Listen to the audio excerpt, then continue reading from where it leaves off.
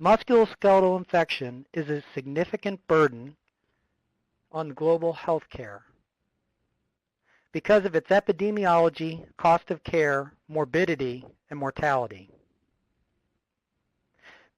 In the past century, we have made significant progress in treating musculoskeletal infection, specifically through antibiotics and surgery, which have greatly impacted the burden of musculoskeletal infection globally.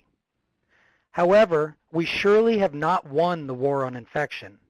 Thus, it is essential for forums such as this webinar to discuss the ever-changing field of infection to help care for our individual patients and prevent epidemics of untreatable infectious disease. Tonight we have 4 outstanding speakers who are experts on musculoskeletal infection. Our first author, Dr. Rick Tosti, is a hand, wrist, elbow, and microvascular surgeon at Massachusetts General Hospital and an instructor of orthopedic surgery at Harvard Medical School. He will focus on trends in antibiotic therapy and present his JBJS paper, Emerging Multi-Drug Resistance of Methicillin-Resistant Staphylococcus aureus in Hand Infections.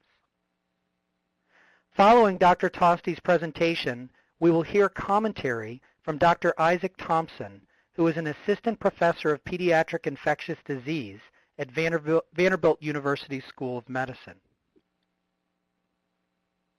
The second JBJS article will focus on surgical therapy to prevent infections. This paper, entitled Delayed Wound Closure Increases Deep Infection Rate Associated with Lower Grade Open Fractures, and will be presented by Dr. Richard Jenkinson.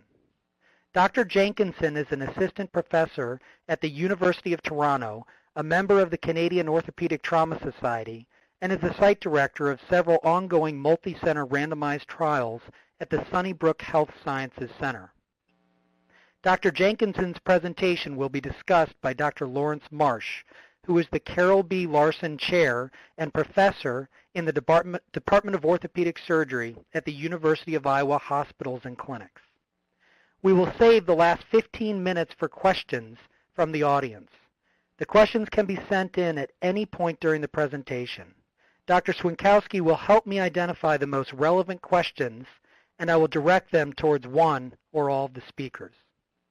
Now let's begin with Rick Tosti. Thank you for the introduction and the privilege of presenting our work entitled Emerging Multi-Drug Resistance of Methicillin-Resistant Staphylococcus aureus in Hand Infections. This was published in the journal in September 2014.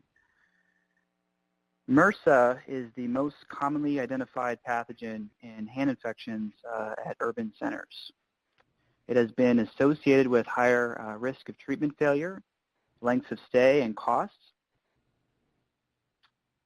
A few studies, sorry, my slides kind of skipped ahead here, mistakenly. A few studies have reported that this risk can be obviated if an empiric antibiotic is selected. The Centers for Disease Control recommend against selecting an empiric antibiotic if the local resistance is greater than 10%. As a result, beta-lactam antibiotics are usually bypassed for drugs like clindamycin, vancomycin, or Bactrim in MRSA endemic regions. However, the evolving antibiotic sensitivity profiles of MRSA is not known. So the purposes of this study were to, 1, determine if multi-drug resistance in MRSA is emerging, and 2, to provide current recommendations for empiric antibiotic selection in hand infections in endemic regions.